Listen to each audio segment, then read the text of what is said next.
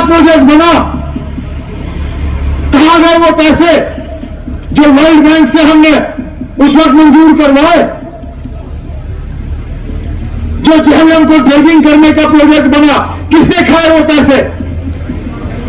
PDP BJP की हुकूमत में वो ड्रेजिंग हुई? कौन था उस वक्त वजीर उस महकमे का? किसकी जिम्मेदारी थी वो ड्रेजिंग का काम करना? और कहां गए वो पैसे? आज आप मेरे डिप्टी सीएम साहब के खिलाफ उंगली उठाते हो। इन्होंने तो साफ कहा कि खोलिए फाइलें, खोलिए किताबें और देख लीजिए क्या हुआ है। मैं कहता हूं इनकी फाइलों के साथ उस दौर के हुकूमत की फाइलें भी खोलिए। खोलिए फाइल, बताइए मुझे कहां गए वो फ्लड रिलीफ के पैसे? किसने खाए जहन्नम के ड्रेजिंग के पैसे? किसने खाए फ्लड चैनल के ड्रेजिंग के पैसे? किसने खाए वो वुलर प्रोजेक्ट के पैसे? बताओ हमें, हम भी जानना चाहते हैं कि आखिरकार क्या हुआ कि इस साल 2 दिन बारिश के बाद श्रीनगर शहर फटने पे आया था। अरे ना, 2014 में कम से कम 6 दिन के बाद 7वें दिन पे बंद फटे। यहां तो 2 दिन भी बारिश नहीं आई, तीसरे दिन बंद फटना शुरू हुआ। अल्लाह ताला ने हमें बचाया उस वक्त। अगर 24 घंटे और बारिश पड़ी होती, हम सब पानी के नीचे होते। तो फिर क्या किया श्रीनगर शहर के लिए इन पिछले सालों में? क्यों नजरअंदाज किया इस शहर को? ये हम लोग हैं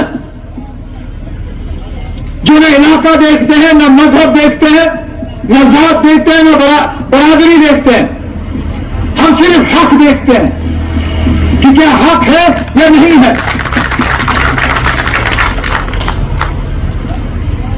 हमें मालूम था कि हमारी बहनों के लिए ट्रांसपोर्ट पर चलना बहुत मुश्किल हो जाता है, तो पहले ही बजट में हमने तमाम सरकारी बसों पर अपनी माओ बहनों के लिए मुफ्त सवारी का ऐलान करके बसें उनके हवाले कर दी। आने वाले बजटों में बाकियों के लिए भी, जिस तरह तनवीर ने कहा, हम लोगों से नहीं कह रहे कि आप 5 साल इंतजार करो और 5 साल से 1 दिन पहले हम काम शुरू करेंगे। हम लोगों से कहते हैं कि इस 5 साल में लगातार रोज हम काम करते करते अपने किए हुए वादे जो लोगों के साथ हैं वो हम पूरा करके ही अपने आप को लोगों के सामने पेश करेंगे। ये आप इत्मीनान रखें।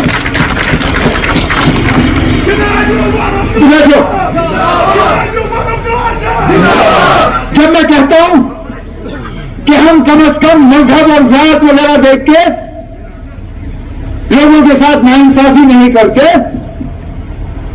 आप देखिए ना श्रीनगर शहर तो चलिए इन्होंने जो किया सो किया, जम्मू शहर का क्या हाल किया इन्होंने? क्या मजबूरी थी कि दरबार मूव बंद हुआ? ये दरबार मूव शेर कश्मीर की विरासत नहीं, फारूक अब्दुल्ला साहब की विरासत नहीं, मेरी विरासत नहीं। ये तो 47 आजादी से पहले का हाल था।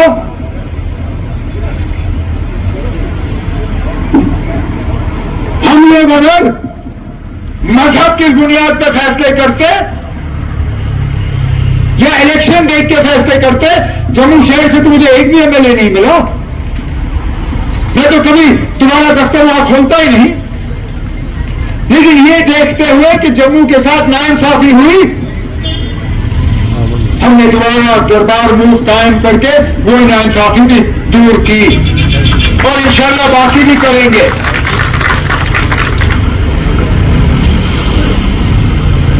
बीच में हमारे रास्ते में रुकावटें आएंगी, मुझे मालूम है, लेकिन हम उस रुकावटों को भी पार कर लेंगे। बीच में हमें पीछे खींचने की कोशिश की जाएगी। हम उन चीजों से घबराएंगे नहीं, क्योंकि हमारा इरादा सही है। श्रीनगर जो कौमी शहर है हमारा, इसके साथ जो 2015 के बाद नाइंसाफियां हुई, या तो मैं गिनना शुरू करूं तो शायद आज पूरा दिन मुझे आप लोगों को यहां बिठा के रखना पड़ेगा। ढूंढने की कोशिश करते हैं कि 2015 जनवरी के बाद कौन सा नया ऐसा प्रोजेक्ट श्रीनगर शहर को मिला जिससे कि श्रीनगर शहर को कोई फायदा हुआ हो। चाहे श्रीनगर शहर की खूबसूरती को बढ़ाने की बात करें, चाहे श्रीनगर शहर के इंफ्रास्ट्रक्चर को बेहतर करने की हम बात करें, श्रीनगर शहर में ट्रैफिक का जो दबाव रहता है उसको कम करने के हवाले से हम बात करें, या कम से कम शहर को सैलाब से बचाने के लिए अगर हम बात करें, तो अगर हम खोद के ढूंढने की भी कोशिश करें तो कहीं पे कुछ नहीं दिखता। ऐसा लगता है कि जो चीजें 2014 में जहां छोड़ी गई, हालात वहीं के वहीं रुक गए। और इसका अगर आपको सबूत चाहिए तो सबूत हमने कल आवाम के सामने पेश किया, जब वो पुल जो 2011 में हमारे हाथों उसका संगी बुनियाद लगा, उस पे काम शुरू हुआ, लेकिन 14 के बाद रुका और 15 साल लगे उस पुल को मुकम्मल करने में। इसी तरह इससे पहले मेरी हुकूमत जो थी, हमने उसमें यह प्रोजेक्ट बनाया था कि किस तरह बुलेवार्ड का हम ट्रैफिक का जो दबाव है उसको कम करें, लेकिन बदकिस्मती से हमारी हुकूमत गई और वो प्रोजेक्ट कागजों पे ही रहा।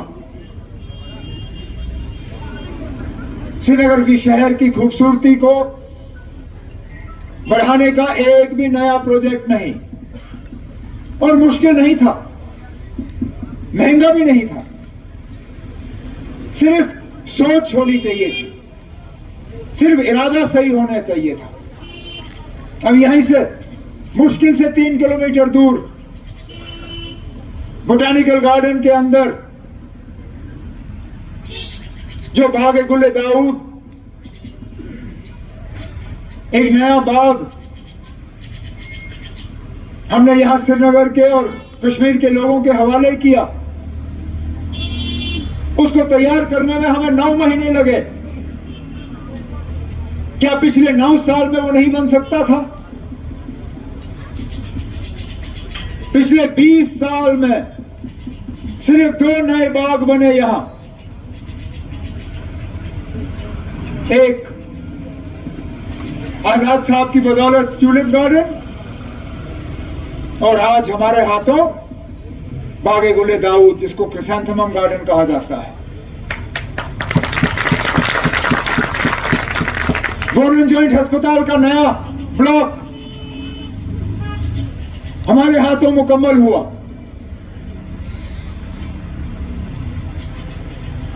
जो यहां हाउसिंग का प्रेशर रहता है, जिसमें बार बार मेरे सीनियर साथी सागर साहब अपनी परेशानी का इजहार करते हैं, और जायज है, सही है इनका कहना। एक ही मकान में 3-3, 4-4, 5-5 फैमिलियां,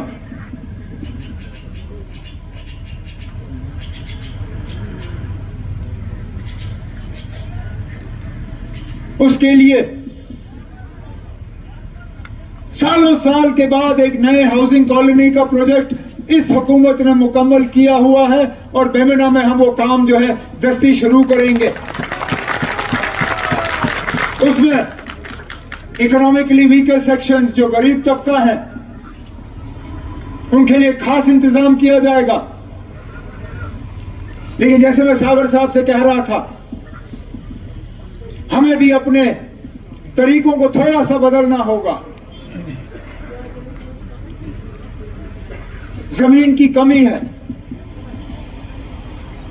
हम जमीन और बढ़ा नहीं सकते।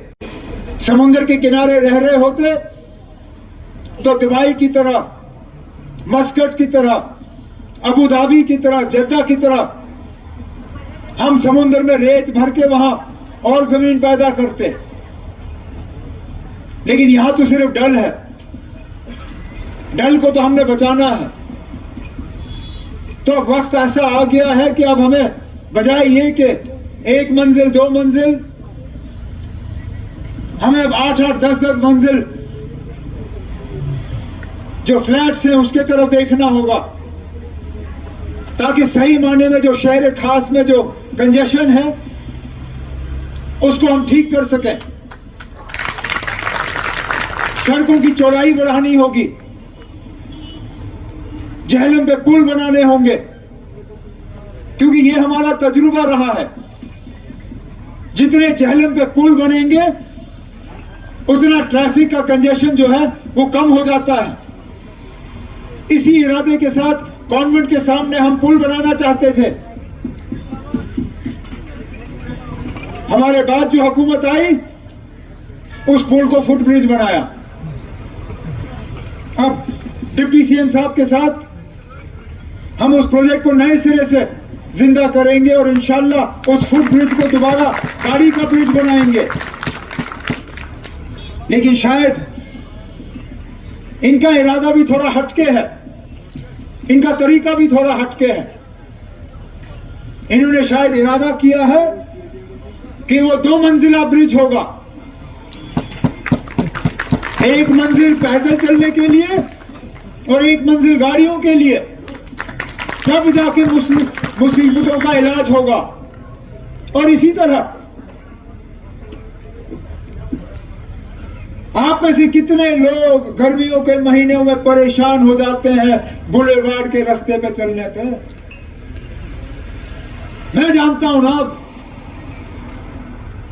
जैसे ही मार्च अप्रैल का महीना शुरू हो जाता है और हमारा सीजन शुरू हो जाता है, नेहरू पार्क से लेके शालीमार तक 2-2.5 घंटे से कम नहीं लगता।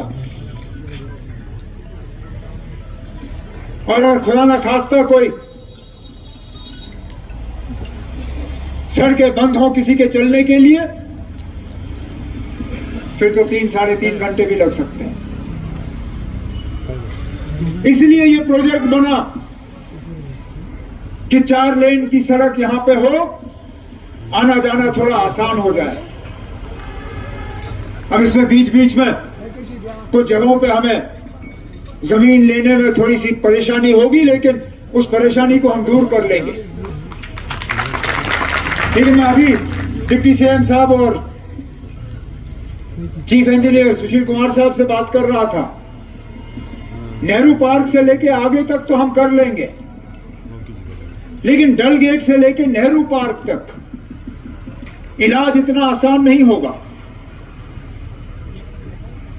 वहां होटल बने हैं, दुकानें हैं, लोगों की मलकियत जमीन है, उनको हम गिरा नहीं सकते।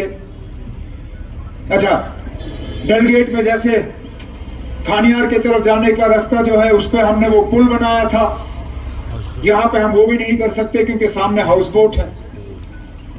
बीच में एक प्रोग्राम बना था कि आप हाउस बोटों को थोड़ा पीछे ले जाएंगे, वो भी नहीं हुआ।